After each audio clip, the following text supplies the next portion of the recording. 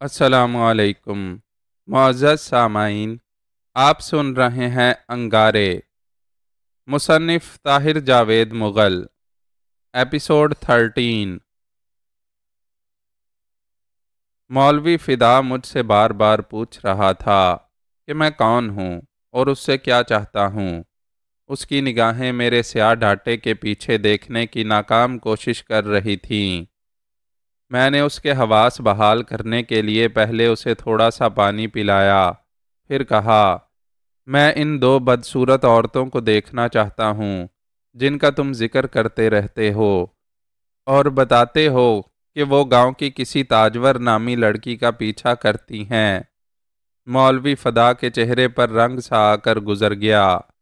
وہ اپنی داڑھی کو سہلاتے ہوئے بولا، ایسی باتوں کو مذاق کے طریقے سے نہیں کرتے، کبھی کبھی بہت نقصان ہو جاتا ہے، لیکن ایسی باتیں کرنے سے تمہارا تو فائدہ ہی فائدہ ہوتا ہے۔ تمہارے گھر نذرانے آتے ہیں، حلوے کے تھال پہنچتے ہیں، روپیہ پیسہ بھی آتا ہے جس سے تم دھوم دھام سے شادی کرتے ہو اور مزید شادیاں کرنے کے پروگرام بھی بناتے ہو۔ میں نے ڈری سہمی خوش شکل عورت کی طرف دیکھ کر کہا۔ مولوی فدا بولا، مجھے لگتا ہے آپ بھی ان لوگوں میں سے ہو جن کو میری شادی سے بہت دکھ پہنچا ہے۔ کیا میں نے نکاح کر کے کوئی غلط کام کیا ہے؟ نکاح کرنا تو کوئی غلط کام نہیں، لیکن نکاح کے بعد تم جس طرح پیر ولایت کے سپیکر بن گئے ہو اور ہر جگہ اسی کے ترانے پڑھتے ہو، یہ یقیناً بہت غلط کام ہے اور تمہارے منصب کے مطابق بھی نہیں۔ میں تمہارے اس سوال کا جواب بعد میں دے سکتا ہوں۔ تمہارا پہلا سوال شادی کے بارے میں تھا۔ اچانک وہ ہوا جس کی توقع نہیں تھی۔ عورت نے مجھے غافل سمجھا اور ایک دم اٹھ کر باہر کو بھاگی۔ میں نے اسے بازو سے پکڑ لیا۔ وہ گھوم کر دروازے کی چوکھٹ سے ٹکرائی۔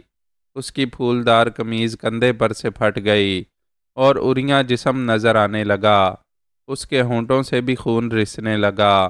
وہ چلا رہی تھی۔ میں نے اسے اپنے بازو کی لپیٹ میں لے لیا۔ مولوی فدا نے اس کی مدد کرنا چاہی، مگر میرا دھکا کھا کر چارپائی پر گرا اور چارپائی کا بازو ٹوٹ گیا۔ لفافہ پھٹنے سے باداموں کی گریاں بھی ہر طرف بکھری نظر آئیں۔ میں نے پستول مولوی فدا کی طرف سیدھا کیا۔ چپ چاپ بیٹھے رہو ورنہ مارے جاؤ گے۔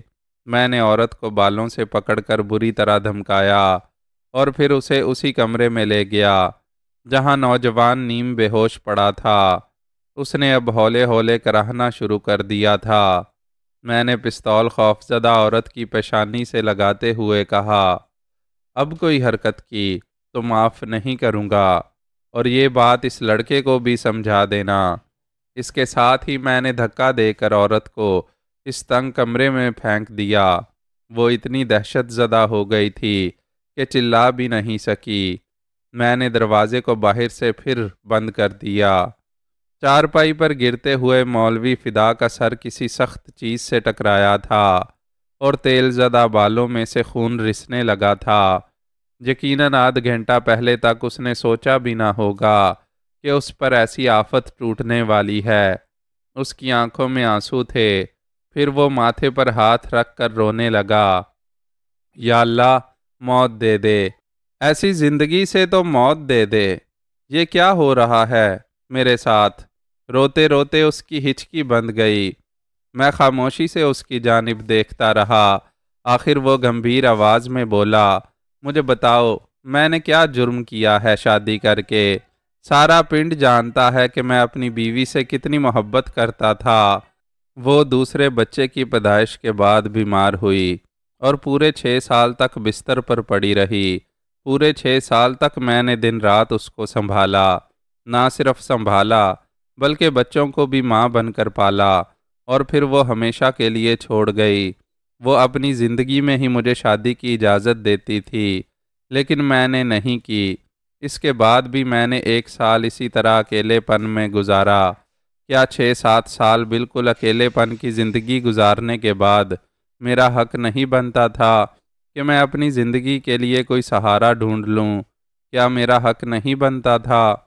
میں خاموشی سے اس کی بات مکمل ہونے کا انتظار کرتا رہا۔ وہ پھر بولا، پھر میں نے اپنی ہم عمر عورت ڈھونڈنے کی کوشش کی جو مجھے نہیں ملی۔ اب جس لڑکی سے میں نے شادی کی ہے وہ غریب گھرانے کی ہے، اس کا نکاح ہو چکا ہے لیکن رخصتی سے پہلے ہی طلاق ہو گئی۔ اب اس کی شادی کی عمر گزرتی جا رہی تھی۔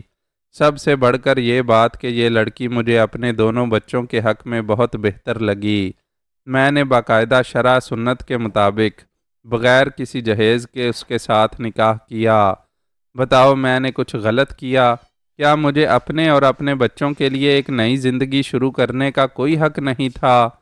میں نے سنا ہے کہ اس شادی کا زیادہ خرچہ ایک ایسے بندے نے دیا ہے جو اسحاق عرف ساقے کا دوست ہے۔ تم زمیندار عالمگیر کی بات کر رہے ہو، یہ بالکل غلط ہے۔ اس نے صرف ولیمے کی دعوت کے لیے 2 بچھڑے دیے تھے، وہ بھی میں نے اس شرط پر قبول کیے تھے کہ میں فصل کی کٹائی پر ان کی قیمت ادا کر دوں گا۔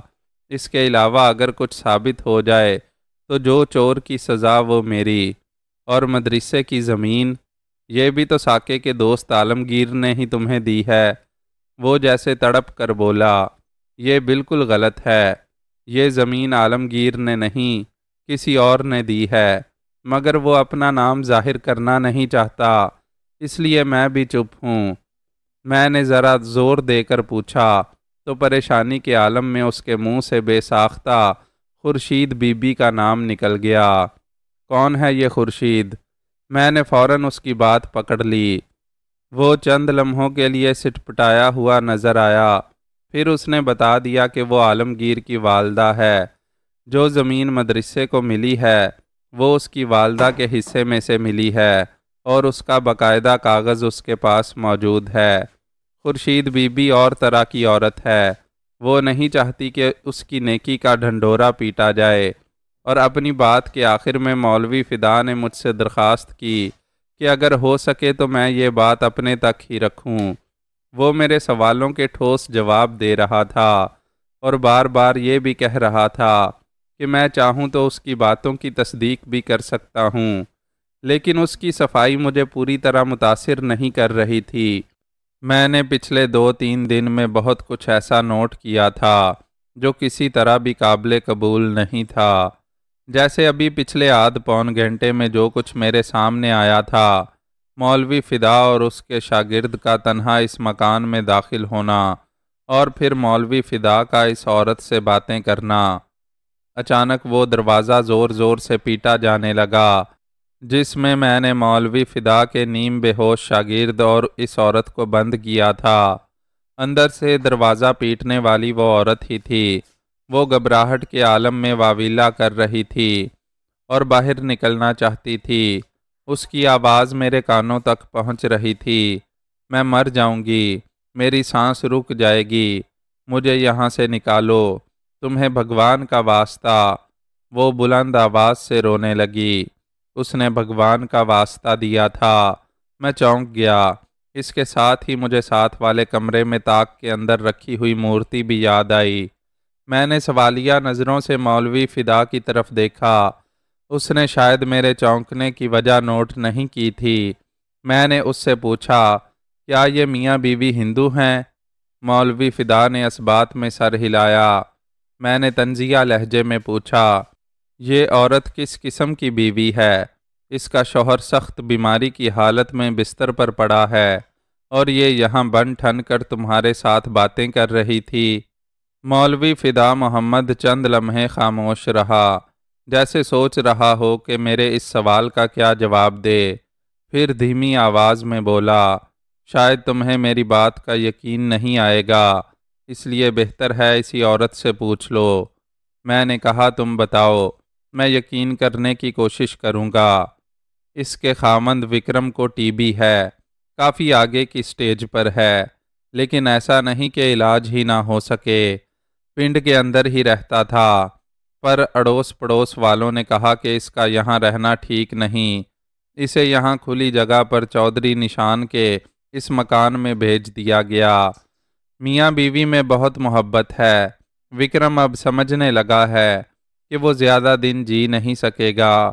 وہ اپنے ان آخری دنوں میں بیوی کو بدحال دیکھنا نہیں چاہتا۔ اس نے اسے سختی سے ہدایت کر رکھی ہے کہ وہ خستہ حالت میں اس کے سامنے نہ آئے۔ وکرم کے مجبور کرنے پر وہ بیچاری خود کو بنا سنوار کر رکھتی ہے، ورنہ سب جانتے ہیں جو اس پر بیت رہی ہے۔ ان کی اولاد نہیں ہے، اور اولاد نہ ہونے سے اکثر میاں بیوی کی محبت کم ہونے کی بجائے اور بڑھ جاتی ہے۔ تمہارا اس عورت سے کیا تعلق ہے؟ میں نے چبھتے ہوئے لہجے میں پوچھا۔ کیا مطلب؟ کچھ چھپانے کی کوشش نہ کرو تو اچھا ہے۔ میں نے ابھی کچھ دیر پہلے تم دونوں کی باتیں سنی ہیں۔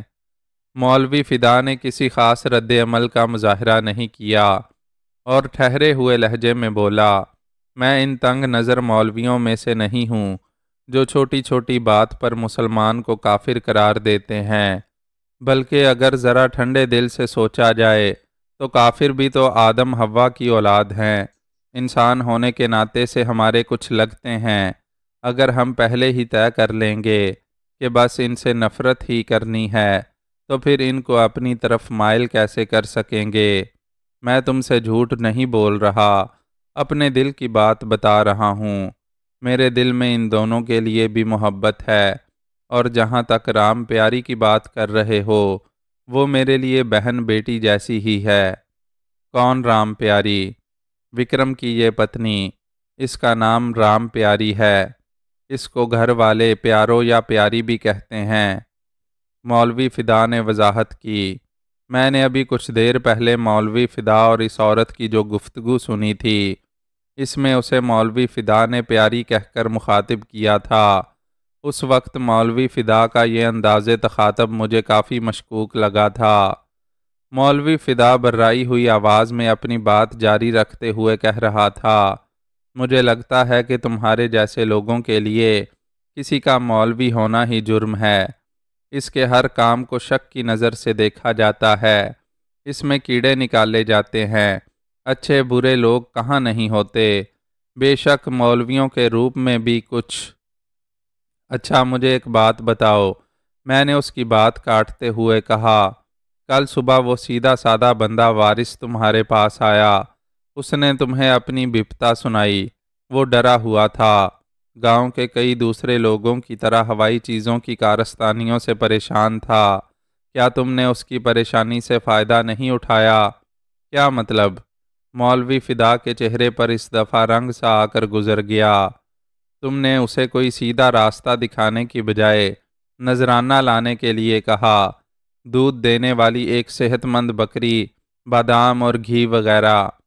مولوی فدا پر کچھ دیر خاموشی طاری رہی، سر جھکا ہوا تھا، پھر اس نے سر اٹھایا اور بولا، میرے پاس اس کی بھی وضاحت ہے، پر پتہ نہیں تم یہ مانو گے بھی یا نہیں۔ تم بتاؤ، میں پہلے کی طرح اب بھی کوشش کروں گا۔ ساتھ والے کمرے میں رام پیاری نامی عورت کا واویلا اب بند ہو گیا تھا، شاید وہ تھک کر چپ ہو گئی تھی۔ دوسرے کمرے میں اس کا شوہر اب بھی کھانس رہا تھا۔ مولوی فدا نے کہا، میں مانتا ہوں کہ میں نے وارث سے نذرانہ لیا، لیکن میں یہ بھی جانتا ہوں کہ اگر میں نہ لیتا تو وہ کسی اور کے پاس چلا جاتا۔ نذرانہ یا خیر خیرات دیے بغیر اس کی تسلی ہونی ہی نہیں تھی، تو پھر بجائے اس کے وارث کی خیر خیرات کسی ڈھونگی مولوی یا عامل کے پیٹ میں چلی جاتی، کیوں نہ اس سے کسی کا فائدہ ہوتا۔ میں نے وارث سے نذرانہ لے لیا، اور یہ ایسا نذرانہ تھا جس کی کسی کو بہت سخت ضرورت تھی۔ شاید تم میری بات سمجھ گئے ہو گئے۔ شہر کے ڈاکٹروں نے وکرم سے کہہ رکھا ہے کہ وہ اب بھی علاج کے قابل ہے، لیکن جتنی ضرورت اسے دواؤں کی ہے، اتنی ہی اچھی خوراک کی بھی ہے۔ وارث نے جو بکری اور دوسرا سامان دیا ہے، وہ میرے لیے ایک امانت کی طرح تھا، اور میں وہ سارا یہاں وکرم کے پاس لے آیا ہوں۔ اس میں کوئی چھوٹی سے چھوٹی چیز بھی میرے لیے حرام ہے۔ مولوی فدا نے بھرائی ہوئی آواز میں کہا۔ مولوی فدا محمد کے بارے میں میرے شبہات ڈاواں ڈول ہونے لگے تھے۔ وہ جو کچھ بتا رہا تھا اس میں وزن تھا۔ اس کے علاوہ مجھے مولوی فدا کی آنکھوں میں ایک عجیب سی غم آمیز کیفیت بھی نظر آ رہی تھی، غم آمیز اور کسی حد تک سکون آمیز، ایسی کیفیت یا تو سچے آدمی کی آنکھوں میں ہوتی ہے یا پھر بہت گہرے آدمی کی آنکھوں میں۔ بہرحال جو کچھ بھی تھا، لیکن ایک بات ایسی تھی جو مجھے مولوی فدا کے حوالے سے کسی طور بھی ہضم نہیں ہو رہی تھی، اور وہ یہ کہ مولوی فدا نے پیر ولایت کی کچھ ایسی شعبدہ بازیوں کی تصدیق کی تھی جو کسی طور بھی قابل قبول نہیں تھی۔ دو بدصورت عورتوں کا گاؤں میں موجود ہونا اور ہر وقت تاجور کا پیچھا کرنا، گھروں میں اچانک آگ بھڑک اٹھنا اور خون کے چھینٹوں کا نظر آنا یا مرغیوں کے کٹے ہوئے سر ملنا۔ مولوی فدا کو گاؤں میں ایک سمجھدار اور عالم شخص جانا جاتا تھا۔ اکثر لوگ سمجھتے تھے کہ مولوی فدا کی باتیں من گھڑت اور بے بنیاد نہیں ہوتیں۔ پھر اس شعبدہ بازیوں کی حمایت کیا معنی رکھتی تھی؟ کیا مولوی فدا کے پاس اس کا بھی کوئی معقول جواز تھا؟ میرے خیال میں اس کا کوئی معقول جواز ہو ہی نہیں سکتا تھا۔ چوٹ لگنے سے مولوی فدا کے سر سے مسلسل خون رس رہا تھا۔ میں نے ایک لوٹے میں پانی دیا تاکہ مولوی فدا اس خون کو صاف کر کے زخم پر روئی یا راکھ وغیرہ رکھ لے۔ پستول بدستور میرے ہاتھ میں تھا اور میرا منہ سر سیاہ ڈاٹے میں چھپا ہوا تھا۔ میری صرف آنکھیں دکھائی دے رہی تھیں۔ مولوی فدا کے ذہن میں آ ہی نہیں سکتا تھا کہ میں وہی ٹریکٹر ڈرائیور ہوں جسے دین محمد نے 3-4 دن پہلے ملازم رکھا ہے۔ وہ مجھے یقیناً گاؤں کے باہر کا کوئی بندہ سمجھ رہا تھا۔ اس کی نگاہ بار بار میری سیاہ جرسی کی طرف بھی اٹھتی تھی۔ شاید اس کے ذہن میں یہ بھی آیا ہو کہ میں کوئی حاضر سروس یا سابق پولیس والا ہوں۔ جس وقت مولوی فدا اپنے زخم صاف کر رہا تھا، میں کھڑکی سے باہر چٹکی ہوئی چاندنی کو دیکھ رہا تھا۔ سردیوں کی یہ ٹھٹھری ہوئی چاندنی دور تک کھیتوں، کھلیانوں اور باغیچوں کو روشن کر رہی تھی۔ پاس ہی کہیں کسی سوئے چھوٹی نہر کا چمکتا ہوا پانی بھی نظر آتا تھا۔ گاہے بگاہے کسی بیتاب چکور کی صدا ابھرتی تھی اور سناٹے میں دور تک پھیل جاتی تھی۔ ایسے مناظر میں نے کوپن ہیگن اور لندن میں کہاں دیکھے تھے؟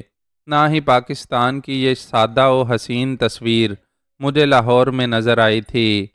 کہتے ہیں کسی خوبصورت چیز کو فدا ہو جانے والی نظروں سے دیر تک دیکھا جائے تو اسے نظر لگ جاتی ہے۔ اس منظر کے ساتھ بھی یہی کچھ ہوا۔ اچانک گھر کا بیرونی دروازہ دھڑ دھڑ بجایا گیا۔ ساتھ ہی آواز آئی، پیاری، رام پیاری، دروازہ کھولو، جلدی کرو۔ میں نے پہچان لیا، یہ اسی پہلوان حشمت راہی کی آواز تھی۔ میں نے سوالیہ نظروں سے مولوی فدا کی طرف دیکھا۔ وہ بھی حیران اور کسی حد تک پریشان تھا۔ میں نے تیز سرگوشی میں کہا، دروازہ کھولو، لیکن کچھ بتانا نہیں۔ میں یہاں اس دروازے کے پیچھے موجود ہوں، اور یاد رکھنا میں گولی چلانے میں زیادہ دیر نہیں کروں گا۔ کچھ تذبذب کے بعد مولوی فدا محمد نے آگے بڑھ کر بیرونی دروازہ کھولا۔ میں ایک قریبی کمرے میں چلا گیا تھا اور دروازے کے تختوں کے درمیان سے دیکھ رہا تھا۔ اندر آنے والا پہلوان حشمت ہی تھا۔ وہ ہانپا ہوا تھا اور گھبرایا ہوا بھی۔ اس نے اندر کے ماحول کا نوٹس ہی نہیں لیا، یہاں تک کہ مولوی فدا کے سر کی چوٹ پر بھی دھیان نہیں دیا۔ وہ بولا، مولوی صاحب آپ یہاں؟ ہاں، کام سے آیا تھا، مولوی فدا نے متانت سے کہا۔ بہت گڑبڑی ہو گئی ہے جی، میں دیکھ کر آیا ہوں۔ وہ لوگ ادھر ہی آ رہے ہیں، اب کی بار بہت غصے میں ہیں۔ ان کا بچہ مر گیا ہے۔ مجھے لگتا ہے کہ وہ وکرم اور پیاری کو نقصان پہنچا دیں گے۔ کم از کم مار پیٹ کر یہاں سے نکال تو ضرور دیں گے۔ یہ کیا بات ہوئی؟ یہ تو سراسر بے وقوفی ہے، جہالت ہے۔ اگر ان کا بچہ قضائے الہی سے چلا گیا ہے تو اس میں ان میاں بیوی کا کیا قصور ہے؟ ابھی مولوی فدا کی بات جاری تھی کہ میری نگاہ ادھ کھلی کھڑکی سے باہر چلی گئی۔ میں نے ایک ٹریکٹر ٹرالی کو دیکھا۔ وہ تیزی سے اچھلتی کودتی اس گھر کی طرف آ رہی تھی۔ غور سے دیکھنے پر اندازہ ہوا کہ اس میں 20-25 افراد سوار تھے۔ عقب میں 4-5 گھڑ سوار بھی تھے۔ کچھ کے ہاتھوں میں لالٹینیں اور لاٹھیاں وغیرہ صاف دکھائی دے رہی تھیں۔ ذرا سی دیر میں یہ لوگ اس مکان کے سامنے پہنچ گئے۔ انہوں نے پلک جھپکتے میں بیرونی دروازہ توڑ دیا اور صحن میں گھس آئے۔ یہ سب مقامی دیہاتی تھے۔ ان میں سے کم و بیش 5 بندوں کے پاس آتشی اسلحہ تھا، باقی لاٹھیوں اور کلہاڑیوں سے مسلح تھے۔ اپنے سامنے مولوی فدا کو دیکھ کر وہ ذرا ٹھٹکے، پھر ان میں سے ایک بڑے پگڑ والے لہیم شہیم نے آگے آ کر کہا، مولوی جی، کہاں ہے وہ حرام کی جنی رام پیاری اور اس کا منحوس پتی؟ پر پتہ تو چلے ہوا کیا ہے؟ مولوی فدا نے لوگوں کے سامنے آتے ہوئے پوچھا۔ جو ہونا تھا جی وہ بس ہو گیا ہے، اب ہماری باری ہے۔ مار مار کر ان کی ہڈیاں توڑیں گے اور پھینک کر آئیں گے اپنے پنڈ کی زمینوں سے باہر، پگڑ والے شخص نے پکار کر کہا۔ اس کے ہاتھوں میں 7mm رائفل تھی۔ مولوی فدا نے اس کا راستہ روکا۔ دیکھو، ہمیں ایسا کرنے کا کوئی حق نہیں۔ زندگی اور موت اوپر والے کے ہاتھ میں ہے، اور پھر یہ غیر مسلم جو بھی ہیں لیکن انسان ہیں، یہ ہماری پناہ میں ہوتے ہیں۔ اللہ نے ہمیں ان کے حق حقوق بتائے ہیں، اور یہ بھی تو دیکھو کہ مولوی جی ہم آپ کی عزت کرتے ہیں، پر چنگا یہی ہے کہ آپ اس معاملے میں نہ بولیں، آپ پیچھے ہٹ جائیں۔ اس نے مولوی فدا کو ذرا پیچھے ہٹانا چاہا۔ مولوی فدا نے قدم پیچھے نہیں ہٹائے۔ یہ مولوی فدا کا ایک نیا اور روشن روپ میرے سامنے آیا تھا۔ پہلوان حشمت غصے سے بولا، مولوی جی سے زبانی بات کرو، ہاتھ نہیں لگاؤ۔ پگڑ والے کا ایک ساتھی 2 قدم آگے آ کر پھنکارا، یہ تمہارے نہیں، سب کے مولوی جی ہیں، پر یہ اس معاملے سے دور رہیں تو ٹھیک ہے۔ ایک دم میرے دل نے گواہی دی کہ یہاں معاملہ زیادہ خراب ہونے والا ہے۔ میں نے کھڑکی میں سے 2-3 دیہاتی تانگوں کو دیکھا، ان پر بھی مشتعل افراد سوار تھے اور یہ اس مکان کی طرف آ رہے تھے۔ میں نے تیزی سے فیصلہ کیا اور کمرے سے نکل آیا۔ بالکل ساتھ ہی اس کمرے کا دروازہ تھا جہاں میں نے رام پیاری اور مولوی فدا کے بے ہوش شاگرد کو بند کیا تھا۔ میں نے دروازہ کھولا تو ڈری سہمی رام پیاری ایک گوشے میں سمٹ گئی۔ یقیناً وہ باہر سے بلند ہونے والا شور و غل اور مکالمے سن چکی تھی۔ اس کا رنگ ہلدی ہو رہا تھا۔ میں نے اسے خاموش رہنے کا اشارہ کیا اور اپنے ساتھ لے کر باہر نکل آیا۔ ہم اندر کی طرف گئے اور اس کمرے میں پہنچے جہاں ہڈیوں کا ڈھانچہ وکرم بستر پر چت لیٹا تھا۔ کچھ لوگ ایسے مریض کے قریب جانا بھی پسند نہیں کرتے، لیکن میں فیصلہ کر چکا تھا۔ میں نے اس ہلکے پھلکے شخص کو اٹھا کر اپنے کندھے پر لادا اور رام پیاری کے ساتھ گھر کے عقبی دروازے کی طرف بڑھا۔ تب تک مشتعل افراد گھر میں توڑ پھوڑ شروع کر چکے تھے اور کہیں آگ بھی لگا دی گئی تھی۔ رام پیاری مجھ سے چمٹ کر رہ گئی تھی۔ چند ہی سیکنڈ بعد ہم تینوں گھر سے باہر تھے۔ چاندنی کچھ مدھم ہو گئی تھی، تاہم وہ ٹریکٹر ٹرالی صاف دکھائی دے رہے تھے جس پر مسلح افراد سوار ہو کر یہاں وکرم اور رام پیاری کے گھر تک آئے تھے۔ ایک بندہ ٹریکٹر کی ڈرائیونگ سیٹ پر بیٹھا تھا، دوسرا قریب ہی کھڑا تھا۔ مجھے اس کے ہاتھ میں ایک چھوٹے دستے کی کلہاڑی صاف نظر آئی۔ ہماری آمد پر دراز قد شخص چونکا اور اس نے مڑ کر ہماری طرف دیکھا۔ تب تک میں رام پیاری کو اپنے ساتھ کھینچتا ہوا اس شخص کے قریب پہنچ چکا تھا۔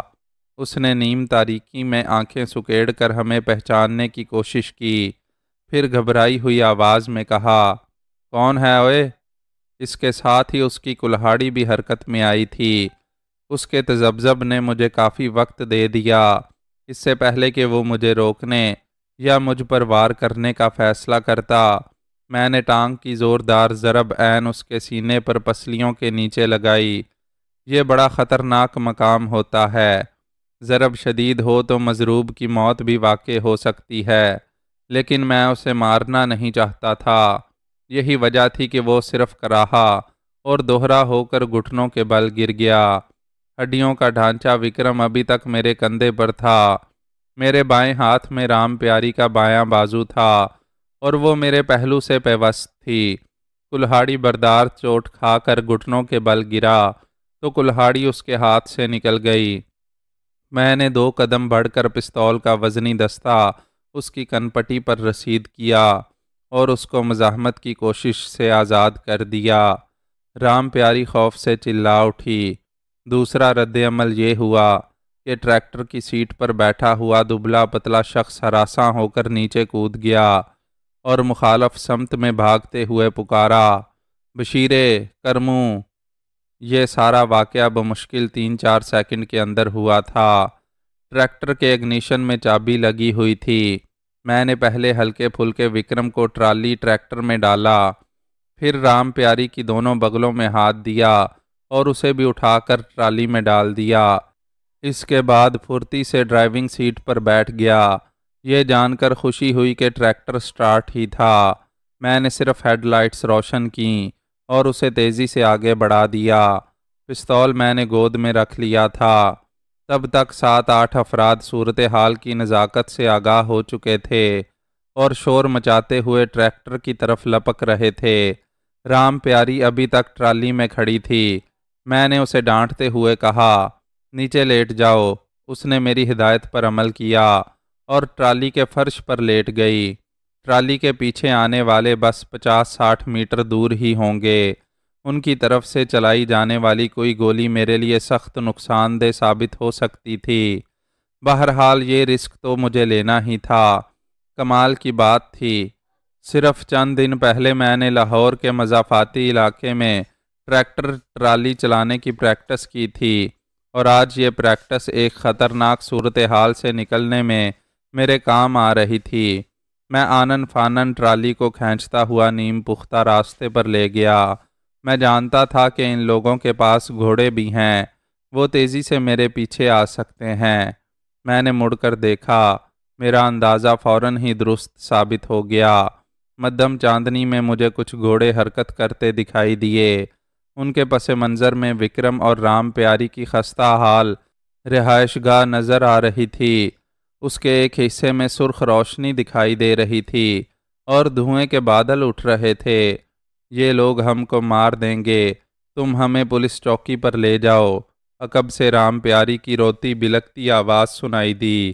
میرے اپنے ذہن میں بھی یہی بات آ رہی تھی۔ میں نے بلند آواز میں رام پیاری سے پوچھا، پولیس چوکی کس طرف ہے؟ ابھی سیدھے چلتے جاؤ، پل کے پاس سے نیچے ہو جانا، سامنے ہی نظر آ جائے گی۔ وہ پکار کر بولی۔ میں نے اس کے کہنے پر عمل کیا۔ اس کے خاوند کے مسلسل کھانسنے کی آوازیں بھی میرے کانوں تک پہنچ رہی تھیں۔ میں نے ایک بار پھر مڑ کر دیکھا، گھوڑے قریب آ رہے تھے اور پھر دھماکے کے ساتھ ایک شعلہ چمکا۔ ہم پر فائر کیا گیا تھا، شاید ٹرالی یا ٹریکٹر کے ٹائروں کو نشانہ بنایا گیا تھا۔ چند لمحے بعد جب دوسرا فائر ہوا تو میں نے بھی پستول سے 2 ہوائی فائر کر دیے۔ مقصد ان لوگوں کو خود سے فاصلے پر رکھنا تھا۔ چند سیکنڈ بعد مجھے چھوٹی نہر کے پل کی جھلک نظر آ گئی۔ رام پیاری کی ہدایت کے مطابق میں نے ٹریکٹر ٹرالی کو پل کے پاس سے نشیبی راستے پر اتار لیا۔ جو لوگ ٹریکٹر ٹرالی چلاتے ہیں وہ جانتے ہوں گے کہ ٹریکٹر ٹرالی کو موڑنا، اوپر چڑھانا یا نیچے اتارنا کتنا دشوار ہوتا ہے۔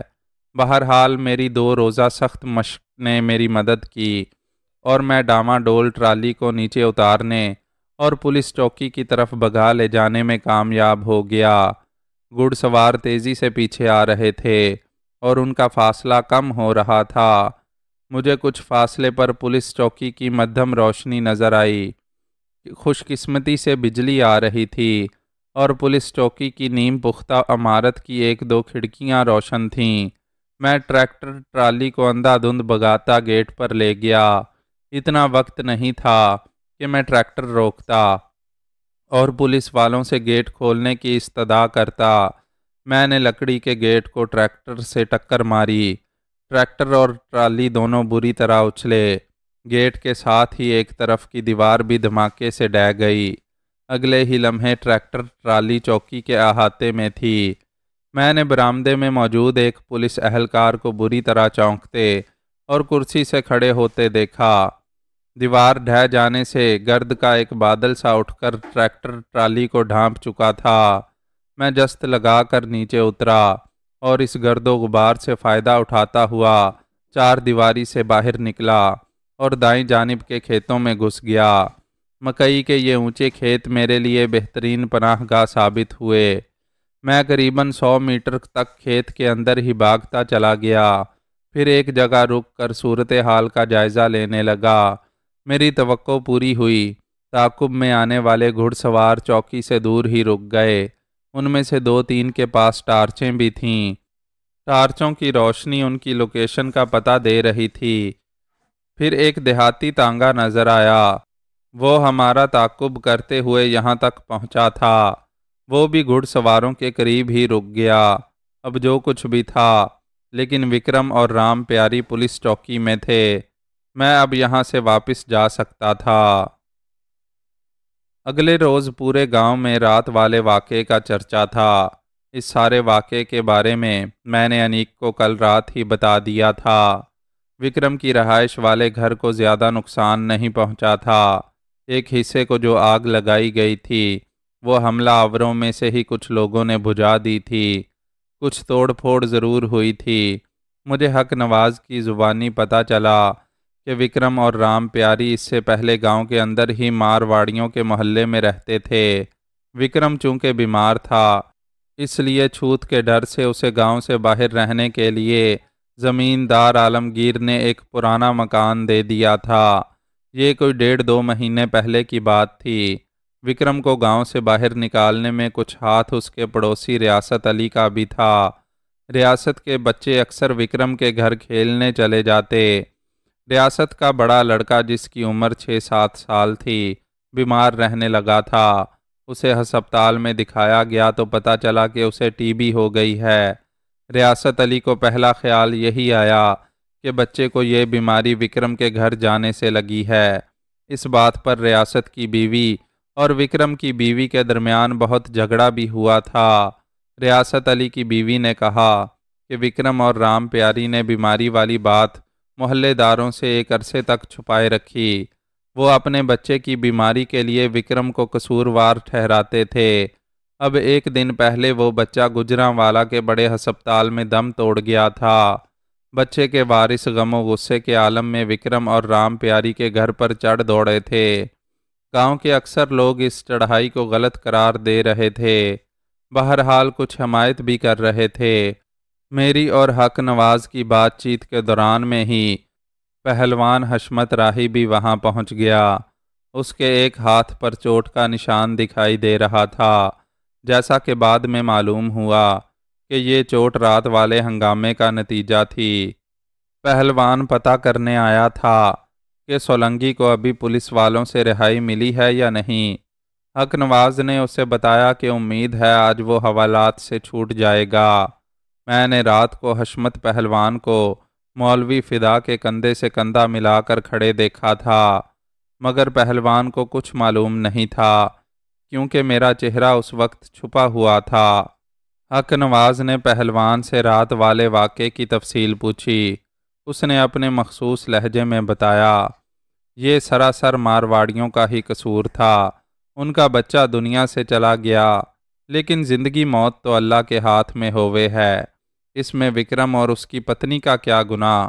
اور لوگ بھی تو وکرم کے گھر آتے جاتے تھے، اس سے ملتے جلتے تھے۔ یہ بیماری اس بچے راشد کو ہی کیوں لگی؟ بس اس بیچارے کی آئی ہوئی تھی۔ لیکن پہلوان جی، سنا ہے کہ جب مارواڑیوں نے وکرم کے گھر پر ہلہ بولا تو اس ویلے مولوی فدا بھی وہاں تھے۔ وہ کیا کرنے گئے تھے؟ حق نواز نے کہا، مولوی فدا دل کا برا بندہ نہیں ہے، سب جانت ہیں کہ وہ وہاں کیوں گیا تھا۔ بس اب باتیں بنا کر چسکا لیوت ہیں، اور تم بھی ایسا ہی کر رہے ہو۔ پہلوان نے برا سا منہ بنایا۔ پہلوان جی، سنا ہے کہ اگر وہ ڈھاٹا پوش بندہ وہاں نہ پہنچتا اور وکرم اور اس کی بیوی کو وہاں سے نکال کر نہ لے جاتا تو ان دونوں کے ساتھ کچھ بہت برا ہو جانا تھا۔ انیک بولا، ہاں یہ بات تو 16 پیسے ٹھیک ہے۔ پہلوان نے اپنا تربوز جیسا سر اوپر نیچے ہلایا۔ وہ غالباً 16 آنے کہنا چاہتا تھا۔ بھیا جی، اس نے بڑی دلیری دکھائی، ورنہ کچھ بھی ہو سکتا تھا۔ پہلوان، تم تو وہاں موجود تھے، تمہیں بھی کچھ اندازہ نہیں ہوا کہ وہ کون تھا؟ اس کی آواز تم نے سنی ہوگی، اس کی چال ڈھال، اس کے قد کاٹ سے کچھ پتہ نہیں چلا؟ حق نواز نے پوچھا۔ نہیں، کوئی خاص اندازہ نہیں ہوا، لیکن وہ لگتا ہمارے گاؤں کا ہی ہے، پہلوان حشمت نے کہا۔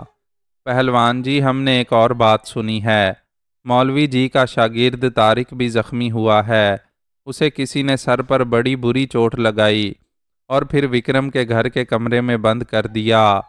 ہاں، یہ ہوا تو ہے، بلکہ میں نے تو مولوی فدا کے سر پر بھی چوٹ دیکھی ہے۔ اب پتہ نہیں کہ یہ مارواڑیوں میں سے کسی کا کام ہے یا کوئی اور چکر ہے، ابھی بات کھلی نہیں، مگر دودھ کا پانی اور پانی کا دودھ تو ہوئے گا ہی۔ پہلوان نے پھر ایک محاورے کا حلیہ بگاڑا۔ یہ طارق اب کیسا ہے؟ حق نواز نے پہلوان سے پوچھا۔ اسے بھی ہسپتال لے کر گئے تھے، وہاں سے مرہم پٹی کروا کے آ گیا ہے، صبح اپنے گاؤں چلا گیا تھا۔ پہلوان کی باتوں سے اندازہ ہوا کہ طارق نامی وہ لڑکا قریبی گاؤں روحی والا کا رہنے والا ہے۔ میری ٹھوکر سے اس کی کنپٹی پر خاصی چوٹ آئی تھی، وہ کافی دیر بہکی بہکی باتیں کرتا رہا تھا۔ بہرحال اب وہ ٹھیک ہے۔ میرا ذہن بار بار مولوی فدا اور اس کے طارق نامی شاگرد کی طرف جا رہا تھا۔ کل رات جو کچھ ہوا، اس سے مولوی فدا کی پوزیشن کچھ صاف ہو گئی تھی، لیکن دو چار باتیں ابھی تک سمجھ سے باہر تھیں۔ اگر مولوی فدا اتنے ہی سچے کھرے بندے تھے اور ایسی ہی خدا خوفی رکھتے تھے، تو پھر وہ تاجور کے سلسلے میں لوگوں کو گمراہ کیوں کر رہے تھے؟ کیوں اس سلسلے میں پیر ولایت کے ہمنوا بن گئے تھے؟ وہ بھی گاؤں میں دو بدصورت عورتوں کے گشت کی بات کرتے تھے اور لوگوں کو ہراساں کر رہے تھے۔ گھروں میں پتھر پڑنے، آگ لگنے اور مرغیوں کے کٹے ہوئے سر ملنے کو بھی وہ ہوائی چیزوں کی کارستانی قرار دے رہے تھے۔ کیا اس کے پیچھے کوئی حکمت تھی، یا پھر واقعی وہ بھی لالچ یا دباؤ کے دھارے میں بہہ رہے تھے؟ رات والے واقعے میں پہلوان حشمت نے اپنے کردار کو بڑھا چڑھا کر بیان کیا اور بتایا کہ بے شک پینٹ جیکٹ والے ڈھاٹا پوش بندے نے دلیری دکھائی اور میاں بیوی کو خطرے سے نکالا، لیکن اس میں ان کا بھی بہت ہاتھ تھا۔ پہلوان نے کہا، ایک موقع پر مولوی جی اور وہ ڈھاٹے والا دونوں پیچھے ہٹ گئے تھے، لیکن میں نے کلہاڑی پکڑ لی اور صاف کہہ دیا کہ اگر کسی نے دہلیز سے آگے قدم رکھا تو خون خرابہ ہوئے گا۔ تمہیں پتہ ہی ہے، جب مجھے غصہ آتا ہے تو پھر میں بھاؤ تاؤ نہیں دیکھتا۔ شاید پہلوان آؤ تاؤ کہنا چاہ رہا تھا۔ دہلیز پار کرنے والی جو بات وہ کہہ رہا تھا، وہ کل رات کم از کم میرے سامنے تو نہیں ہوئی تھی۔ جاتے جاتے پہلوان نے ایک پرانا شعر بھی سنا دیا، جس کا مطلب سلیس اردو میں یہ تھا کہ اس دھرتی پر اب بہت کچھ انوکھا ہونے والا ہے۔ جو لوگ سمجھ بوجھ رکھتے ہیں، انہیں ہر قدم سوچ سمجھ کر اٹھانا ہوگا۔ پہلوان کے جانے کے بعد میرے اشارے پر انیک نے حق نواز سے پوچھا کہ اس کی ملاقات تاجور یا تاجور کے والد دین محمد سے ہوئی ہے۔ حق نواز نے اس کا جواب اس بات میں دیتے ہوئے کہا، آج سویرے میں نے چھوٹی مالکن کو مالک کے ساتھ تانگے میں بیٹھتے ہوئے دیکھا تھا۔ مجھے لگتا ہے باپ بیٹی 2-3 دن کے لیے چاند گڑی سے چلے گئے ہیں۔ وہ کیوں؟ انیک نے پوچھا۔ وہی تھانے دار سجاد کا ڈر، ایسے لوگوں سے ڈرنا ہی چنگا ہوتا ہے۔ شاید مالک کا خیال ہو کہ حالات ذرا ٹھیک ہو جائیں تو واپس آ جائیں گے، پر اس طرح تو تھانے دار سجاد اور بھی شک میں پڑ جائے گا۔ میرا خیال ہے کہ 1-2 دن کے لیے دائیں بائیں ہو جانے کا مشورہ مالک کو کسی سیانے نے ہی دیا ہوگا۔ یہ بات تو پکی ہے کہ نمبردارنی کو مارنے اور زخمی کرنے والی چھوٹی مالکن تاجور نہیں تھی، پر ابھی یہ تو پتہ نہیں چلانا کہ اصل جرمدار کون ہے۔ جرموار کا پتہ چل گیا تو پھر چھوٹی مالکن یا مالک کی گرفتاری کا ڈر نہیں رہے گا۔ حق نواز کی بات میں وزن تھا۔ اس وقت ضرورت اس امر کی تھی کہ پتہ چلے کہ نمبردارنی کی حالت کا اصل ذمہ دار کون ہے۔ نمبردارنی نادرہ کی حالت مسلسل خراب تھی، اسے پھر ہسپتال پہنچا دیا گیا تھا۔ لکڑی کے وزنی ڈنڈے نے اس کے سر کو کافی نقصان پہنچایا تھا، اس کی ناک سے گاہے بگاہے خون بھی رسنے لگتا تھا۔ کسی وقت میں یہ سوچ کر کانپ جاتا تھا کہ اگر یہ سب کچھ تاجور کے ساتھ ہو گیا ہوتا تو کیا ہوتا۔ میرا دھیان ایک بار پھر مولوی فدا اور اس کے شاگرد طارق کی طرف جانے لگا۔ پتہ نہیں کیوں میری چھٹی حس کہہ رہی تھی کہ میں ان سے کوئی خاص بات معلوم کر سکتا ہوں۔ میں نے وہیں بیٹھے بیٹھے طارق سے ملنے کا فیصلہ کر لیا۔ طارق کا پورا نام محمد طارق وارثی تھا۔ وہ مدرسے کے پرانے طالب علموں میں سے تھا۔ آج حق نواز اور انیک کی باتوں سے مجھے معلوم ہو گیا تھا کہ وہ ساتھ والے گاؤں روحی والا کے پاس چلا گیا ہے۔ انیک آج سپہر روحی والا کی بڑی نہر دیکھنے کے بہانے وہاں گیا تھا اور طارق کا پورا اتا پتہ لے آیا تھا۔ پروگرام کے مطابق رات 10 بجے کے لگ بھگ میں نے اپنا صندوق کھولا۔ یہ بڑا خاص طرح کا صندوق تھا۔ باہر سے دیکھنے پر عام سا ٹرنک نما بکس لگتا تھا، لیکن اس کے پیندے کی 2 تہیں تھیں۔ اسی طرح ڈھکنا بھی 2 پرتوں کا تھا۔ درمیانی خلا میں مختلف اشیاء چھپائی جا سکتی تھیں اور انہیں آسانی سے ڈھونڈنا ممکن نہیں تھا۔ میں نے اپنی پتلون اپنا نقاب نما ڈھاٹا اور پستول پیندے والی پرت میں چھپا رکھا تھا۔ اس کے علاوہ میں اپنے ساتھ ایک چھوٹا سپائی کیمرہ، ایک ننھا سا وائس ریکارڈر، ایک ڈیکٹا فون اور اس طرح کی 1-2 مزید چیزیں اپنے ساتھ لایا تھا۔ یہ اشیاء ڈھکن والی پرت میں چھپائی گئی تھیں۔ اس کے علاوہ خاص طرح کے جوگر جیسے بوٹ تھے جنہیں طے کر کے مختصر جگہ میں رکھا جا سکتا تھا۔ میں نے صندوق میں سے اپنی مطلوبہ چیزیں نکال لیں۔ پتلون، جوگر اور ڈھاٹا، بھلائی جسم کے لیے جیکٹ تھی، اور یہ وہی بوسیدہ سی جیکٹ تھی جو میں سارا دن پہنے رہتا تھا، لیکن یہ دوہری جیکٹ تھی، یعنی اسے الٹا کر کے بھی پہنا جا سکتا تھا۔ الٹانے سے یہ بالکل مختلف رنگ اور مختلف ریگزین کی جیکٹ بن جاتی تھی۔ اس سارے لباس کو میں ایک لمبی گرم چادر سے ڈھانپ سکتا تھا۔ چادر اوڑھ کر میں باہر نکلا اور پیدل ہی طارق کے گھر کی طرف روانہ ہو گیا۔ یہ سردیوں کی ایک اور دھند آلود رات تھی۔ کھیتوں کھلیانوں پر خاموشی چھائی ہوئی تھی اور راستے بالکل سنسان دکھائی دیتے تھے۔ بس کبھی کبھی کھیت میں روشنی کی جھلک نظر آتی تھی یا پھر کوئی سکڑا سمٹا راہی دکھائی دے جاتا تھا۔ کھیتوں کے درمیان ٹیڑھی میڑھی پگڈنڈیوں پر سفر کر کے میں قریباً آدھے گھنٹے میں روحی والا اور پھر طارق کے گھر پہنچ گیا۔ یہ رات کے قریباً 11 بجے کا عمل تھا۔ قریب ہی کسی گلی سے چوکیدار کی خمار آلود آواز ابھری، جاگ دے رہنا۔ اس کے ساتھ ہی کسی دور کی گلی میں کتے شور مچانے لگے۔ طارق کا گھر شناخت کرنے میں مجھے قطعی کوئی دشواری نہیں ہوئی۔ ان علاقوں میں کھجور کا درخت نہیں ہوتا، لیکن طارق کے گھر کے صحن میں کھجور کے 2 درخت موجود تھے۔ انیک کی حاصل کردہ معلومات کے مطابق اس کا باپ شہر مزدوری کے لیے گیا ہوا تھا۔ اس کی ادھیڑ عمر والدہ اور ایک چھوٹا بھائی گھر میں ہوتے تھے۔ میں نے بیرونی دیوار پھاندی اور چند سیکنڈ کے اندر اس کمرے کے عین سامنے پہنچ گیا جہاں طارق لحاف اوڑھے سو رہا تھا۔ دروازے پر دباؤ ڈالا تو وہ غیر متوقع طور پر اندر سے بند نہیں تھا۔ اس کے پٹ تھوڑے سے کھل گئے۔ لالٹین کی مدھم روشنی میں اندر کی صورتحال دکھائی دے رہی تھی۔ طارق کی کنپٹی پر سفید رنگ کی بینڈیج میڈیکل ٹیپ سے چپکائی ہوئی تھی۔ پاس ہی ایک چارپائی پر اس کا 13-14 سالہ بھائی سویا ہوا تھا۔ یکا یک مجھے چونکنا پڑا۔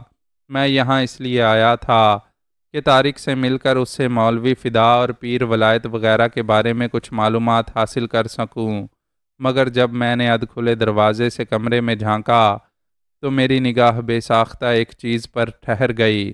میں نے دوبارہ آنکھیں سکیڑ کر دیکھا اور میرے دل کی دھڑکنیں بڑھتی محسوس ہوئیں۔ طارق کے سرہانے کی طرف لکڑی کی ایک چھوٹی میز رکھی تھی۔ اس پر دواؤں کی 2-3 بوتلیں تھیں اور شیشے کا گلاس رکھا تھا، اور اس کے ساتھ ایک چھوٹی سی تسبیح بھی رکھی تھی۔ یہی تسبیح تھی جس کو دیکھ کر میرا دوران خون بڑھا تھا۔ ایسی ہی تسبیح کا ذکر تاجور نے کیا تھا۔ اس نے بتایا تھا کہ واردات کی رات اسے مضروب نمبردارنی نادرہ کی چارپائی کے پاس ایک چھوٹی تسبیح پڑی ہوئی ملی تھی۔ میری نگاہیں بدستور تسبیح پر جمی ہوئی تھیں۔ یقینی بات تھی کہ یہ طارق کی تسبیح تھی۔ تو کیا وہ تسبیح بھی اس جوشیلے نوجوان کی تھی؟ کیا تاجور کے گھر میں گھس کر نمبردارنی پر حملہ کرنے والا وہی تھا؟ ابھی اس بارے میں یقین سے کچھ نہیں کہا جا سکتا تھا، لیکن اگر واقعی ایسا ہوا تھا تو پھر کئی سوال ذہن میں ابھرتے تھے۔ طارق نے ایسا کیوں کیا؟ اسے نمبردارنی سے کیا دشمنی ہو سکتی تھی؟ اور تاجور کے گھر والوں سے کیا ہمدردی ہو سکتی تھی؟ یا پھر اس نے تاجور اور اس کے گھر والوں کو پھنسانے کے لیے یہ کارروائی کیوں کی تھی؟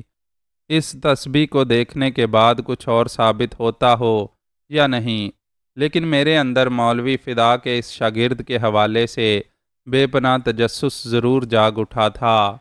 میں نے دروازہ کھولا اور بہت آہستہ سے اندر داخل ہو گیا۔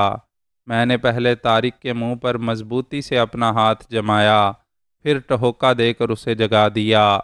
وہ آنکھیں پھاڑ کر میری طرف دیکھنے لگا۔ اس کی نیند سے سرخ آنکھوں میں کوئی تاثر نہیں تھا۔ شاید وہ ابھی تک صورتحال کو سمجھا نہیں تھا، اور پھر جب وہ سمجھا تو اس نے تڑپنے مچلنے کی کوشش کی۔ میں نے پستول کی نال اس کی پیشانی سے لگا دی اور سرسراتی آواز میں سرگوشی کی، تمہیں کل والا سبق بھولا نہیں ہوگا طارق وارثی؟ اگر تڑپو پھڑکو گے تو نقصان اٹھاؤ گے، اگر میری بات پر عمل کرو گے تو کوئی نقصان نہیں ہوگا، کانٹا چبھنے کی تکلیف بھی نہیں دوں گا۔ اس نے ہوش و حواس میں آنے اور صورتحال کو سمجھنے میں قریباً نصف منٹ لے لیا۔ بہرحال جب ایک بار وہ سچویشن کو سمجھ گیا اور میری طاقت کو بھی جان گیا تو اس نے عقل مندی کا ثبوت دیا اور اپنا جسم ڈھیلا چھوڑ دیا۔ میں نے کہا، اگر تم شور نہیں کرو گے تو میں تمہارے منہ سے ہاتھ ہٹا دیتا ہوں۔ اس نے اس بات میں جواب دیا۔ میں نے ہاتھ منہ سے ہٹا لیا۔ پستول کا رخ بدستور اس کے سر کی طرف تھا۔ کل رات اس کی کنپٹی پر جہاں میری ٹھوکر لگی تھی وہاں باقاعدہ زخم ہو گیا تھا۔ یہ خوفناک ضرب اسے بھولی نہیں تھی۔ یہی وجہ تھی کہ وہ میری ہدایت پر بے چوں چرا عمل کر رہا تھا۔ اس کا سارا جوش و ولولہ دھیما پڑ گیا تھا۔ میں اسے لے کر کمرے سے باہر نکل آیا۔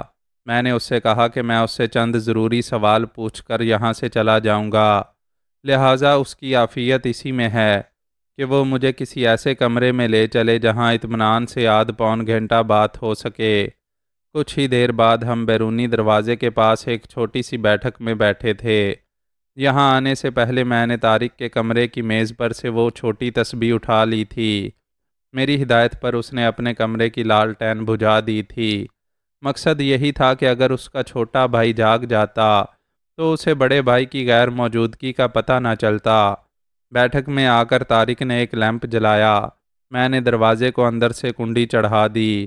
میں نے کہا، طارق میرے پاس زیادہ وقت نہیں، اس لیے سیدھی سیدھی بات کرتے ہیں۔ یہ تسبیح تمہاری ہے نا؟ اس نے ذرا تعجب سے میری طرف دیکھا، پھر اس بات میں سر ہلایا۔ تمہیں پتہ ہی ہے 4 دن پہلے دین محمد کے گھر آئی ہوئی نمبردارنی پر قاتلانہ حملہ ہوا ہے اور اس کی حالت ابھی تک خطرے سے باہر نہیں، میں نے کہا۔ طارق نے تھوک نگل کر ایک بار پھر سر کو ہاں میں حرکت دی۔ نمبردارنی کی چارپائی کے پاس سے ایک بالکل ایسی ہی تسبیح ملی ہے اور مجھے لگتا ہے کہ وہ اس شخص کی ہے جس نے نمبردارنی کو زخمی کیا۔ طارق کے چہرے پر ایک سایہ سا لہرا گیا۔ اس نے ڈری ڈری نظروں سے مجھے دیکھ کر کہا، میں تمہاری بات نہیں سمجھا، مگر میں کچھ سمجھ رہا ہوں۔ مجھے شک ہو رہا ہے کہ نمبردارنی پر اس رات حملہ تم نے کیا تھا، بلکہ نمبردارنی پر نہیں، تم نے شاید دین محمد کی بیٹی تاجور کو نشانہ بنایا تھا، لیکن وہ اس وقت اپنے کمرے کی بجائے گھر کی بیٹھک میں سو رہی تھی، اس لیے غلطی سے نمبردارنی کا کباڑہ ہو گیا۔ طارق کے تاثرات سخت گھبراہٹ والے تھے۔ پتلی پتلی مونچھوں اور چھدری داڑھی کے درمیان اس کے ہونٹ بالکل خشک ہونے لگ گئے تھے۔ میرے دل نے گواہی دی کہ میرے اندھیرے میں چلائے ہوئے تیر ایک دم نشانے پر لگ رہے ہیں۔ وہ کانپتی ہوئی آواز میں بولا، آپ کون ہو؟ خدائی فوجدار، سمجھو کہ میں اس چاند گڑی کے بگڑوں تگڑوں کو ٹھیک کرنے کے لیے اسپیشل ڈیوٹی پر تشریف لایا ہوں۔ تم فضول سوالوں میں وقت ضائع کرو گے تو تمہاری جان کسی بڑی مصیبت میں بھی پھنس سکتی ہے۔ بہتر یہی ہے کہ بات کا دائرہ چھوٹا رکھو۔ تم نے دین محمد کی بیٹی تاجور کو مارنے کی کوشش کیوں کی؟ میں نے نہیں کی، مجھے کچھ نہیں پتا۔ تو پھر کسے پتا ہے؟ آج شام نمبردارنی تھوڑی دیر کے لیے ہوش میں آئی تھی۔ اس نے حملہ کرنے والے کا جو حلیہ بتایا ہے وہ 110% تم سے مل رہا ہے۔ میں نے طارق کے پاؤں اکھاڑنے کے لیے نمبردارنی کے بارے میں جھوٹ بولا۔ اس کا رنگ کچھ مزید پھیکا پڑ گیا۔ ایک اور تیر نشانے پر لگا تھا۔ طارق، مجھے لگتا ہے کہ ابھی 1 آدھ گھنٹے میں پولیس نے یہاں پہنچ جانا ہے، کیونکہ ساری شہادتیں تمہاری ہی طرف جا رہی ہیں، اور تمہیں پتہ ہی ہے کہ سجاد کس طرح کا تھانے دار ہے۔ اگر پولیس کی زبردست مار سے بچنا چاہتے ہو تو مجھے سب کچھ صاف صاف بتا دو۔ میں تم سے وعدہ کرتا ہوں کہ تمہارے لیے جو کچھ کر سکا کروں گا، اور اگر تم نے یہ سب کچھ کسی کے کہنے پر کیا ہے تو پھر ہو سکتا ہے کہ تمہیں اس معاملے سے صاف ہی بچا لوں۔ اس نے ایک بار پھر مجھے سر تپا دیکھا، گھٹی گھٹی آواز میں بولا، لیکن آپ ہو کون؟ کیا آپ بھی پولیس والے ہو؟ تم ایک بار پھر فضول سوالوں میں وقت ضائع کر رہے ہو، اور میں تمہیں بتا چکا ہوں کہ تمہارے پاس زیادہ وقت نہیں ہے۔ تم صرف میری بات کا جواب دو۔ 3 4 منٹ کے اندر میں طارق کو اپنے ڈھب پر لے آیا، اور وہ اپنی زبان کھولنے پر آمادہ ہو گیا۔ اگلے تقریباً 15 منٹ میں ہمارے درمیان بڑی انکشاف انگیز گفتگو ہوئی۔ اس گفتگو نے اس سارے معاملے کا رخ ہی بدل کر رکھ دیا۔ سب سے پہلے تو طارق نے تسلیم کیا کہ نمبردارنی پر حملہ اس نے کیا تھا۔ اس وقت وہ بہت جذباتی حالت میں تھا، اور اسے بس یہی لگ رہا تھا کہ اگر آج اس نے کچھ نہ کیا تو پھر حالات حد سے زیادہ بگڑ جائیں گے۔ مگر تم نمبردارنی کو مارنا چاہتے تھے تو کیوں؟ میں نے پوچھا۔ اس کا جواب حیرت انگیز تھا، اور میرے ایک مضبوط شک کے مطابق بھی تھا۔ اس نے اشکبار آواز میں کہا، میں نے نمبردارنی پر نہیں، دین محمد کی بیٹی پر حملہ کیا تھا۔ میں چاہتا تھا کہ اسے مار ڈالوں، یا پھر اس کی شکل اتنی بگاڑ دوں کہ وہ کسی کے کام کی نہ رہے۔ میں نے اپنے تیش کو بمشکل دبایا اور حیرت سے اس کی طرف دیکھنے لگا۔ کیوں؟ ایسا کیا جرم سرزد ہو گیا تھا اس لڑکی سے؟ جرم اس لڑکی سے نہیں، اس کی وجہ سے سرزد ہوا ہے، اور اتنا بڑا کہ اس نے کسی کی زندگی عذاب بنا کر رکھ دی ہے۔ کس کی؟ مولوی جی کی، میرے مولوی جی کی، میرے استاد جی کی۔ وہ میرے استاد نہیں، میرے روحانی باپ ہیں۔ میں ان کے لیے سب کچھ قربان کر سکتا ہوں۔ میں انہیں اس طرح مجبور و بے بس نہیں دیکھ سکتا تھا۔ اس کی آواز بھرا گئی۔ تمہارا مطلب ہے کہ مولوی صاحب تاجور کی وجہ سے کسی مصیبت میں ہیں؟ تاجور کی وجہ سے نہیں، اس کے کمینے عاشق کی وجہ سے، اور عاشق کے حمایتیوں کی وجہ سے۔ ان لوگوں نے میرے مولوی جی کی زندگی عذاب بنا دی ہے، ان کا جینا موت سے برا کر دیا ہے۔ وہ کہتے ہیں کہ مولوی جی وہی کہیں جو ان کا حکم ہے۔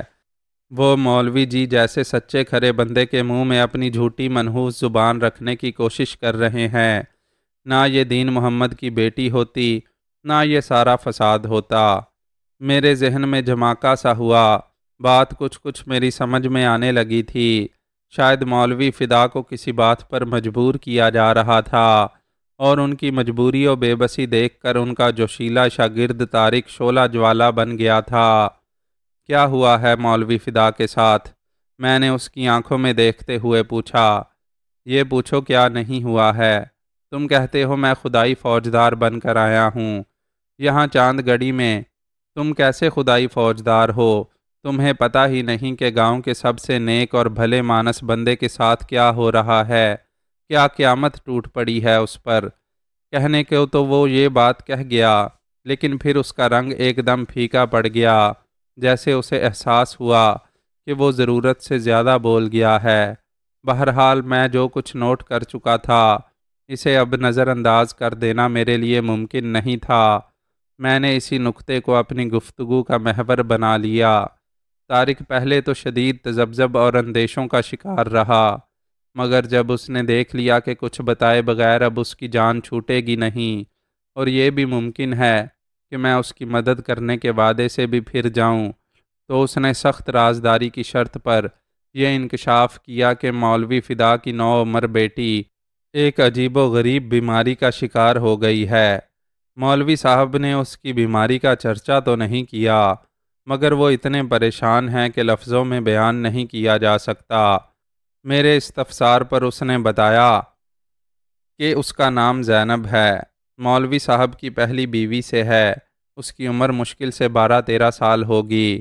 زمیندار عالمگیر کی والدہ بہت نیک اور ہمدرد عورت ہے، اس کی نظر بہت کمزور ہو چکی ہے، اس لیے وہ زینب کو اپنے گھر بلاتی تھی تاکہ وہ اس کے پوتے پوتیوں اور نواسوں وغیرہ کو باقاعدہ پڑھائے۔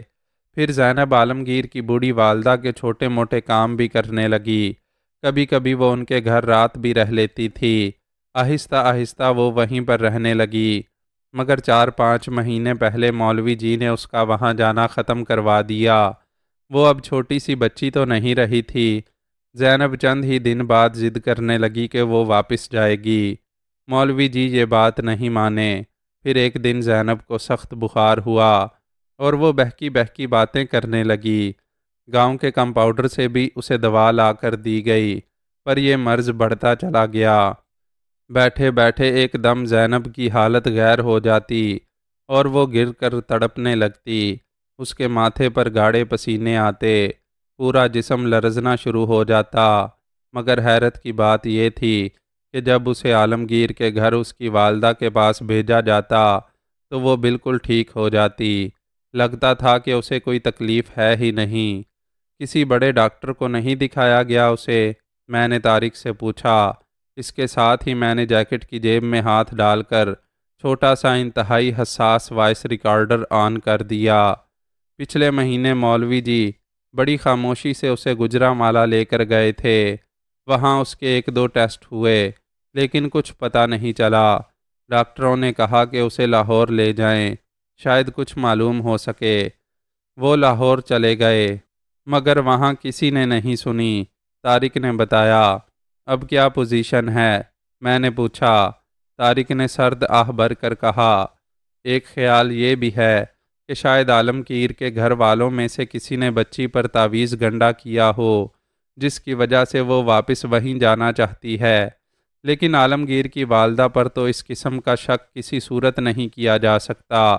پورے علاقے میں ان جیسی نیک پرہیزگار عورتیں 2-4 ہی ہوں گی، بڑے چھوٹے سب انہیں بڑی عزت سے وڈی اماں کہتے ہیں۔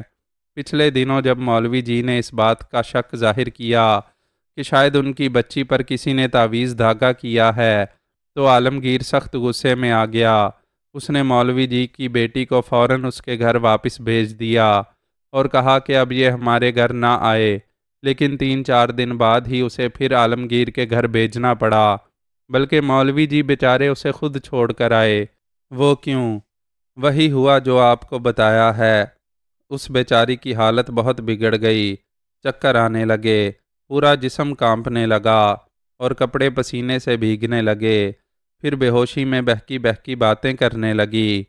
تمہارا مطلب ہے کہ وہ عالمگیر کے گھر جانے کے بعد ٹھیک ہو جاتی ہے؟ بالکل، ایسے لگتا ہے کہ اسے کبھی کچھ ہوا ہی نہیں۔ بچوں کو پڑھاتی بھی ہے، وڈی اماں کے کام بھی کرتی ہے، ایسے لگتا ہے جیسے مچھلی واپس پانی میں آ گئی ہو۔ یہ بات ہماری سمجھ میں بالکل نہیں آ رہی۔ اس بات کا کس کس کو پتہ ہے؟ میں نے پوچھا۔ ابھی تک تو یہ بات صرف مولوی جی کے گھر میں ہے، یا پھر عالمگیر اور اس کی بیوی کو پتہ ہے، یا ہو سکتا ہے کہ تھوڑا بہت وڈی اماں کو بھی پتہ ہو۔ یہ طارق بڑی عجیب بات بتا رہا تھا۔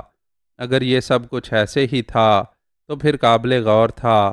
ایک نوعمر لڑکی نہ صرف خود مصیبت میں تھی بلکہ اپنے گھر والوں کے لیے بھی مصیبت بنی ہوئی تھی۔ میں نے طارق سے پوچھا، اس بارے میں تمہارا اپنا کیا خیال ہے؟ کہیں ایسا تو نہیں کہ وہ بچی زینب عالمگیر کے گھر میں کسی کے ساتھ بہت اٹیچ ہو گئی ہو، جیسے کہ وڈی اماں، یا پھر کوئی اور؟ کہیں ایسا معاملہ تو نہیں کہ عالمگیر نے اسے کسی جال میں پھنسا لیا ہو۔ تم بچی کی عمر 12-13 سال بتا رہے ہو، یہ بالکل کچا ذہن ہوتا ہے۔ اور نہیں، بالکل نہیں، طارق نے میری بات کاٹ کر کہا۔ عالمگیر درمیانی عمر کا سخت گیر بندہ ہے، اس کے ساتھ تو پتہ نہیں اس کی بیوی کیسے گزارا کرتی ہوگی، اور پھر زینب کا ذہن بھی ابھی ایسی باتیں سوچنے کے قابل نہیں ہے، بالکل اور طرح کی بچی ہے، دبلی پتلی سی۔ طارق کو ڈھاٹے میں سے صرف میری آنکھیں ہی نظر آ رہی تھیں۔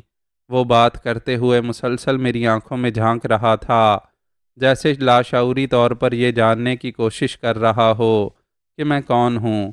میں نے ایک گہری سانس لیتے ہوئے کہا، تم نے ابھی بتایا ہے کہ تاجور کا منگیتر اسحاق اور عالمگیر دونوں مولوی جی کو مجبور کر رہے ہیں کہ وہ اپنی بولی چھوڑ کر ان کی زبان میں بات کریں اور ان کی ہاں میں ہاں ملائیں۔ تمہاری باتوں سے پتہ چلتا ہے کہ یہ زینب والا معاملہ ہی مولوی جی کی مجبوری ہے۔ بالکل ایسا ہی ہے، طارق نے کہا۔ وہ خبیث عالمگیر اس صورتحال سے فائدہ اٹھا رہا ہے۔ وہ جانتا ہے کہ مولوی جی اپنی بچی کی وجہ سے بے بس ہیں اور اس سے اپنے تعلقات کسی صورت نہیں بگاڑ سکتے۔ وہ ان سے کہتا ہے کہ وہ تاجور اور ساکے کی شادی کی حمایت کریں۔ مولوی جی نے 2-3 بار بچی کی نازک حالت دیکھی ہوئی ہے، وہ لاچار ہو گئے ہیں، ورنہ ان جیسا بندہ تو پیر ولایت کی باتوں پر 100 بار لعنت بھیجے۔ اچانک کسی قریبی کمرے میں آہٹ ہوئی، پھر ایک آواز آئی۔ یہ طارق کی ادھیڑ عمر والدہ تھی، جو شاید غنودگی میں بڑبڑائی تھی۔ پھر وہ کھانسنے لگی۔ طارق بولا، شاید وہ پانی مانگ رہی ہے، اگر میں نہ گیا تو وہ خود اٹھ کر باہر آ جائیں گی۔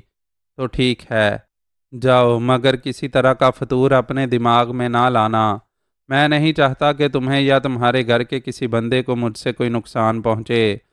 میں اس وقت یہاں تمہارے خیر خواہ کی حیثیت سے بیٹھا ہوں اور مجھے اسی حیثیت میں رہنے دینا۔ وہ میری بات سمجھ رہا تھا۔ اس نے تسلی دینے والے انداز میں اسبات میں سر ہلایا۔ پستول میری گود میں پڑا تھا۔ میں نے طارق کو اشارہ کیا۔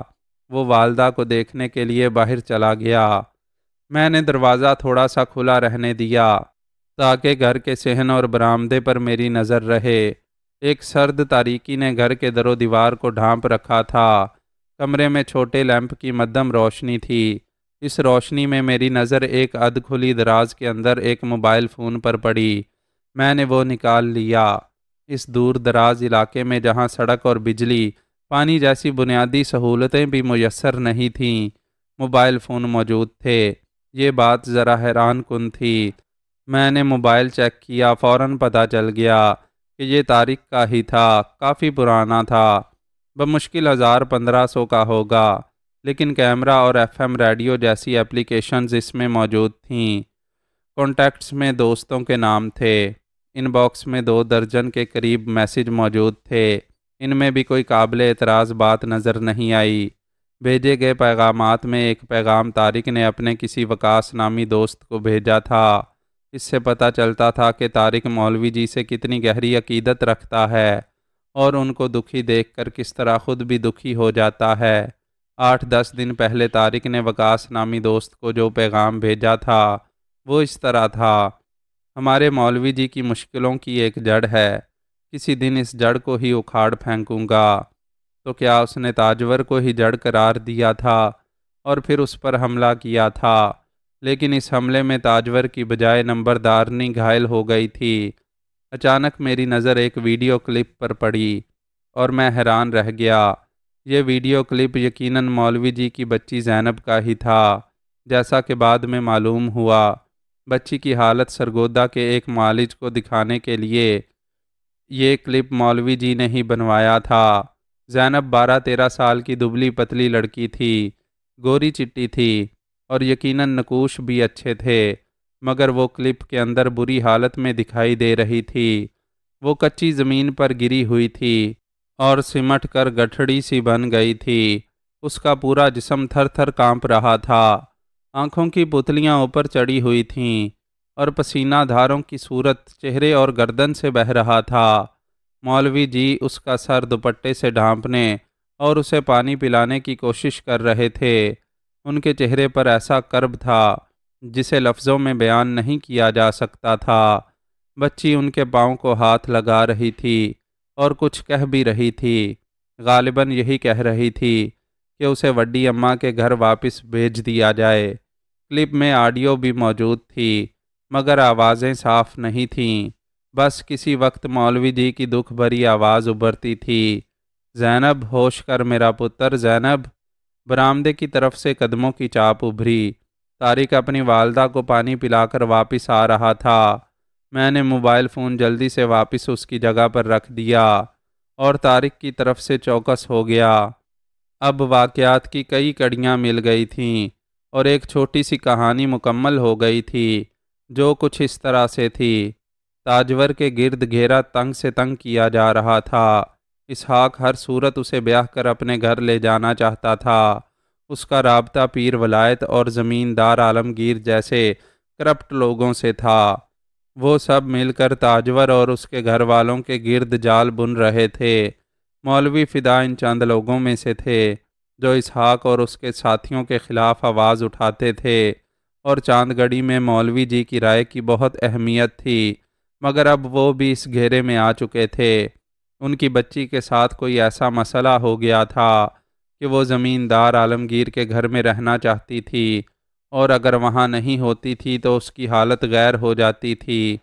عالمگیر وغیرہ اس صورتحال سے فائدہ اٹھا رہے تھے اور مولوی صاحب کو اپنی مرضی کی زبان بولنے پر مجبور کر رہے تھے۔ مولوی صاحب کی بے بسی دیکھ کر ان کا جوشیلا شاگرد طارق کچھ اور انداز سے سوچنے لگا تھا۔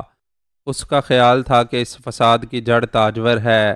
چند دن پہلے اس نے جنون کے عالم میں تاجور پر حملہ کیا تھا، مگر تاجور کی بجائے نمبردارنی نادرہ نشانہ بن گئی تھی۔ یہاں تک تو سب سمجھ میں آ گیا، مگر ایک نیا سوال پیدا ہو گیا تھا۔ مولوی جی کی معصوم بچی کے ساتھ کیا معاملہ تھا؟ جادو ٹونے والی بات تو مجھ جیسے شخص کو کسی طور ہضم نہیں ہو سکتی تھی، تو کیا پھر یہ کوئی جسمانی عارضہ تھا یا نفسیاتی مسئلہ؟ طارق مسلسل میری آنکھوں میں جھانک رہا تھا، مری مری آواز میں کہنے لگا، آپ مولوی جی کے لیے کیا کر سکتے ہیں؟ جو بھی کر سکا۔ میں نے کہا، بچی کی خاطر بلیک میل ہوتے رہنا مسئلے کا حل نہیں ہے۔ بچی کو علاج معالجے کے لیے شہر بھجوایا جا سکتا ہے۔ ٹھیک ہے، آپ جو بھی کرو، لیکن میری ایک منت ہے، اس زینب والی بات کو آپ اپنے تک ہی رکھنا۔ یہ مولوی جی کے لیے بڑی بدنامی کی بات ہے، اور ان کی بدنامی یا بے عزتی مجھ سے کسی طرح برداشت نہیں ہوتی۔ اگر مولوی جی کی عزت کا اتنا ہی خیال تھا تو پھر ایسی حرکت کیوں کی؟ دین محمد کی بیٹی تاجور کا کیا گناہ تھا کہ اسے مارنے کے لیے چڑھ دوڑے؟ وہ تو خود ظلم سہ رہی ہے، اس کا پورا گھر سہ رہا ہے، اس کے لیے تمہیں شرم آنی چاہیے تھی۔ وہ روحانسی آواز میں بولا، میں کیا کرتا؟ میں نے ایک رات پہلے مولوی جی کو حجرے میں ہچکیوں سے روتے دیکھا، اور غم کی وجہ سے کچھ بھی میرے بس میں نہیں رہا۔ پھر بھی میں کسی کو جان سے مارنے کا ارادہ نہیں رکھتا تھا، بس شکل بگاڑ دینا چاہتے تھے، میں نے طنزیہ لہجے میں کہا۔ اس نے سر جھکا لیا، اس کے کان سرخ ہو رہے تھے، پتہ نہیں یہ شرم کی سرخی تھی یا غصے کی۔ اتنے میں ایک بار پھر قریبی کمرے سے اس کی والدہ کی بڑبڑانے کی آواز آئی۔ اب وہ شاید کچھ اور مانگ رہی تھی۔ میری توجہ بس ایک سیکنڈ کے لیے اس آواز کی طرف گئی تھی کہ پھرتیلے طارق نے اس موقع سے فائدہ اٹھایا۔ وہ لپک کر میری طرف آیا۔ وہ میری گود میں رکھا ہوا پستول پکڑنا چاہتا تھا۔ اس نے بہت تیزی دکھائی تھی۔ میں نے تڑپ کر اپنا گھٹنا اوپر اٹھایا۔ طارق کا آگے کو جھپٹتا ہوا جسم میرے گھٹنے سے ٹکرایا۔ وہ پہلو کے بل گرا۔ اس کے ہاتھ میں ایک پیچکس آ گیا۔ اس نے مجھے زخمی کرنے کے لیے بے دریغ وار کیا۔ پیچکس میرے کندھے کو چھوتا ہوا نکل گیا۔ اپنی جھونک میں وہ خود ہی کرسی سے ٹکرا کر پشت کے بل گرا۔ میں نے پلٹ کر اسے چھاپ لیا۔ پیچکس والا ہاتھ میری گرفت میں تھا۔ وہ سینے کی پوری قوت سے چلانے لگا اور اس کے ساتھ ساتھ میرے چہرے سے ڈھاٹا نوچنے کی کوشش کرنے لگا۔ وہ میری شکل دیکھنا چاہ رہا تھا، لیکن اسی دوران میں اس کی ٹانگ لگنے سے لیمپ گر کر چکنا چور ہو گیا اور کمرے میں تاریکی چھا گئی۔ میرا ایک بھرپور مکہ کھا کر وہ صحن میں گرا۔ تاہم دوبارہ میری طرف آنے کی بجائے وہ مٹی کی سیڑھیوں کی طرف لپک گیا۔ میں نے بھی اس کے پیچھے جانا ضروری نہیں سمجھا اور کمرے کا بیرونی دروازہ کھول کر باہر نکل آیا۔ طارق کا واویلا سن کر گھر والے جاگ گئے تھے اور اب شاید اس کے چھوٹے بھائی کے پکارنے کی آواز آ رہی تھی۔ بھائی جان کہاں ہو؟ بھائی جان شاید چھت پر پہنچ گیا تھا اور ہو سکتا ہے کہ گلی کی طرف کود گیا ہو۔ میں ایک قریبی گلی سے گزر کر کھیتوں میں داخل ہو گیا اور مکئی کے اونچے پودوں میں اندر ہی اندر چلتا ہوا گاؤں سے باہر جانے والے راستے کی طرف بڑھنے لگا۔ میں نے گرم چادر کو ایک بڑی بکل کی طرح لپیٹ رکھا تھا۔ اس بکل میں سے صرف میرے ہاتھ ہی دکھائی دیتے تھے۔ دیکھنے والے کے لیے میں ایک چادر پوش دیہاتی ہی تھا۔ معزز سامعین، اپنے اس چینل کو سبسکرائب کریں اور بیل آئیکن کا بٹن پریس کریں تاکہ ہر نئی آنے والی ایپیسوڈ آپ تک بروقت پہنچ سکے۔ شکریہ۔